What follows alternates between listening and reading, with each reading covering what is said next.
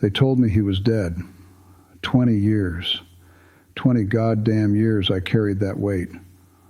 Viktor's face, blood-streaked, defiant, burned into my memory like a scar that never faded. Budapest, 1956. The revolution, the massacre, the day I left him behind. Now he's sitting across from me in a Vienna café, sipping espresso like we're old friends catching up. But the man I see isn't Viktor anymore. "Hello, Jonathan," he says. His English is flawless now, accent smoothed out by years of, what? Training? Indoctrination? You look surprised. Surprise doesn't cover it. My hand instinctively moves toward my jacket, muscle memory from decades of field work. The Walther PPK rests there, cold and familiar. But I don't draw, not yet. "They said you died in the square," I manage. My voice sounds distant, hollow. "I saw the tanks roll over." "Over bodies, yes." Viktor sets down his cup with surgical precision, but not mine. The cafe smells like burnt coffee and cigarette smoke. Outside, Vienna goes about its business. 1976, détente era. Spies playing gentlemen's games while the world pretends the Cold War is thawing.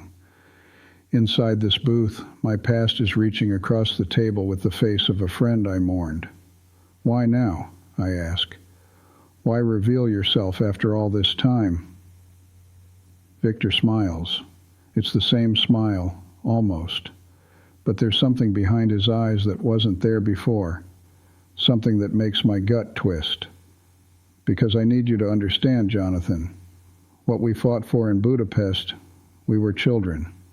Naive children playing at revolution. No. The word screams in my head but doesn't reach my lips. I was 26 in Budapest.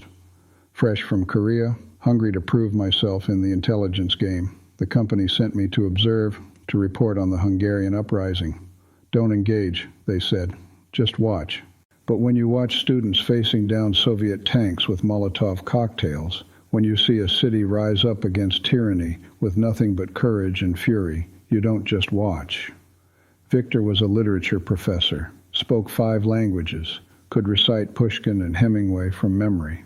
He coordinated the resistance in the university district, turned lecture halls into planning rooms, turned poets into soldiers. We met at a checkpoint. I was posing as a Canadian journalist. He saw through it immediately. "American intelligence?" he'd asked in perfect English. "Canadian press?" I'd lied. "Your watch is U.S. military issue, your boots are Army Rangers, and you hold yourself like a man trained to kill." He'd extended his hand anyway. "I'm Viktor, and I don't care who you work for as long as you help us." I helped. God help me, I helped. For 3 weeks I fed them intelligence, Soviet troop movements, tank positions, supply routes. The company didn't authorize it. I didn't care. These people were fighting for freedom. Everything I'd been taught to believe in, they were living. November 4th, 1956. The Soviets came in force. 200,000 troops, 2,500 tanks. Orders from Moscow. Crushed the rebellion completely. Viktor and I were at the radio station when the shelling started. The building shook like it was coming apart at the seams. Dust filled the air, choking, blinding. "We have to go," I'd shouted over the explosions. "The broadcast. We have to finish the broadcast." Viktor was at the microphone, bleeding from a head wound, still reading the resistance declaration to whatever listeners remained. "They're coming. We have 30 seconds. He kept reading. A tank shell hit the eastern wall. The world went white, then red, then black. When I came to, half the building was gone. Viktor was pinned under a steel beam, legs crushed, blood everywhere. "Go," he'd said, simple as that. "Go, Jonathan. I can lift it, you can't, and they're coming." He pressed something into my hand, his journal filled with names, plans, dreams. "Tell the world. Tell them we tried." The sound of tank treads grew closer, soldiers shouting in Russian. I made a choice. The choice that's haunted me for 20 years. I ran. I left Viktor bleeding in the rubble, and I ran through smoke-filled streets, past bodies and burning cars, past the dying dream of a free Hungary. I made it to the Austrian border with a dozen other refugees, Viktor's journal hidden in my coat. The company debriefed me, told me I'd done well, promoted me. I threw up for 3 days straight. Now Viktor, or whatever he's become, is watching me with those same eyes but a different soul. They found me, he continues, voice soft, almost gentle. The KGB pulled me from the rubble, gave me a choice, collaboration or execution. So you chose survival. I don't mean it as condemnation, but it lands that way. I chose truth, Jonathan. He leans forward. They showed me the reports, the CIA's reports, your reports. My blood goes cold. The intelligence you fed us, the troop movements, the positions. Do you know what they were? I don't answer. Can't answer. Bait. Approved by Langley. You were feeding us just enough real information to keep us fighting, to make the uprising last longer, bloodier, to make the Soviets overcommit, to embarrass them on the world stage. No. The word comes out strangled. That's KGB propaganda. Is it? He slides a folder across the table. Manila, worn at the edges. Read it. I don't want to. Every instinct screams not to open that folder. I open it anyway. The first page is a CIA memorandum, dated October 28, 1956. Classification, top secret.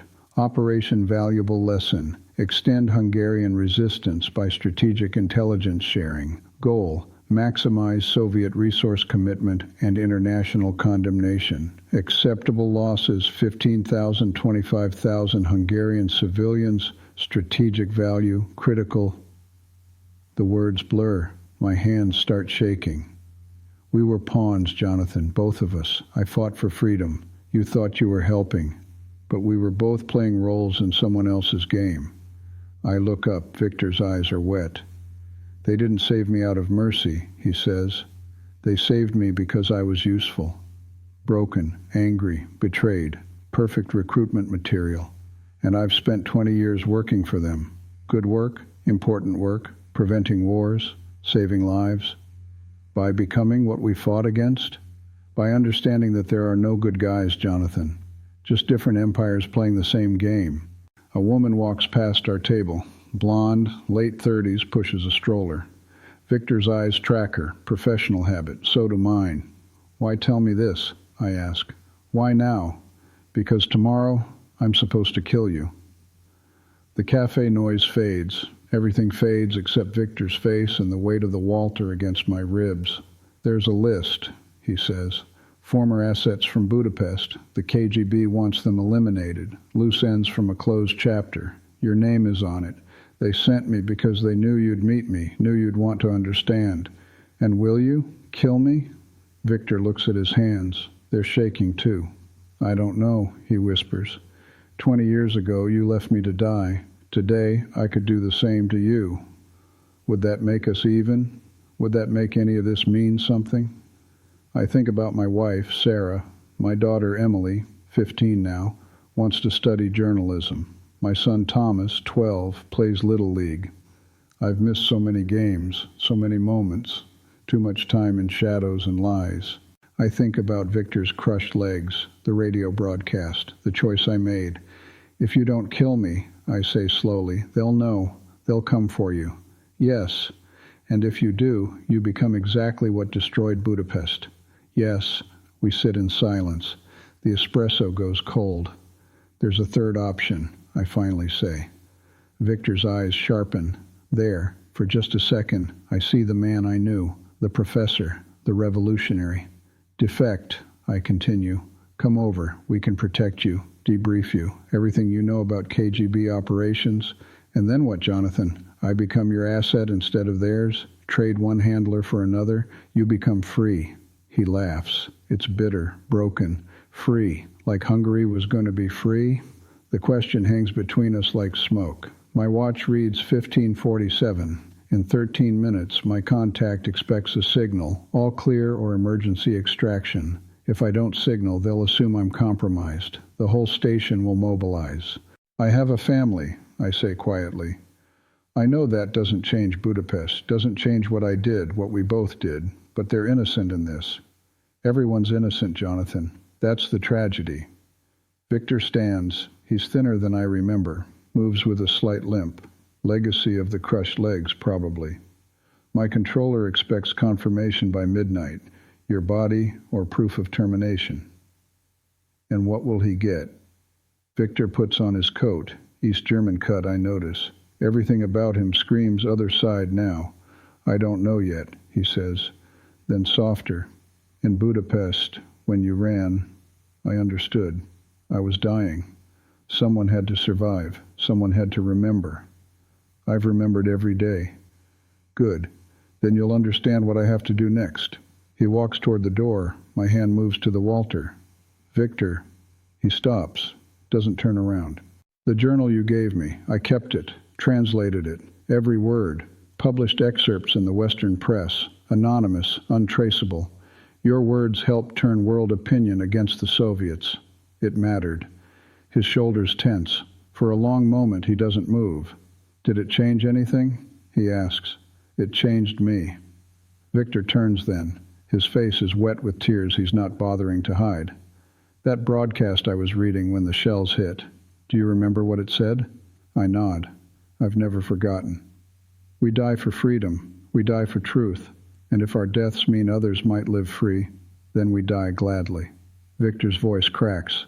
I believe that, Jonathan, with everything I was. What do you believe now? He doesn't answer. Just walks out into the Vienna afternoon, disappearing into crowds that don't know they're passing a ghost. I sit alone with cold coffee and older ghosts. My watch reads 15:58. I have 2 minutes to signal. The Walther is heavy in my hand under the table. I could have shot him, could have ended it. The threat, the guilt, the questions, close the loop. I didn't. Maybe that makes me weak. Maybe it makes me human. I signal. All clear. But I spend the next week looking over my shoulder, waiting for Viktor to appear, waiting for the bullet or the knife or the poison. It never comes. 3 months later, a KGB defector brings us intelligence about internal purges. An agent named Viktor Kozlov, my Viktor, was executed for ideological unreliability and operational failure. They found him in his Prague apartment, single gunshot, self-inflicted. He left a note, one line, in Hungarian, "We die for freedom." I'm 66 now, retired. The Cold War ended. We won, supposedly. The wall came down. The Soviet Union collapsed. But I still dream about Budapest. Still see Viktor's face in the rubble. Still hear his question, did it change anything? I don't have an answer. Maybe that's the price of the choices we make in the dark. We never know if they mattered. Never know if the blood spilled meant something or was just more blood in an ocean of violence. What I know is this. I left my friend to die, and he forgave me. He was ordered to kill me, and he refused. In the end, he chose death over becoming what destroyed him. Maybe that's the answer. Maybe freedom isn't something you win or lose. It's something you choose over and over, even when, especially when, choosing it costs everything. I raise my glass, whiskey, always whiskey now, to ghosts and memories and the might-have-beens, to Viktor, to Budapest, to the boy I was who thought wars had good guys. The whiskey burns going down. It always does.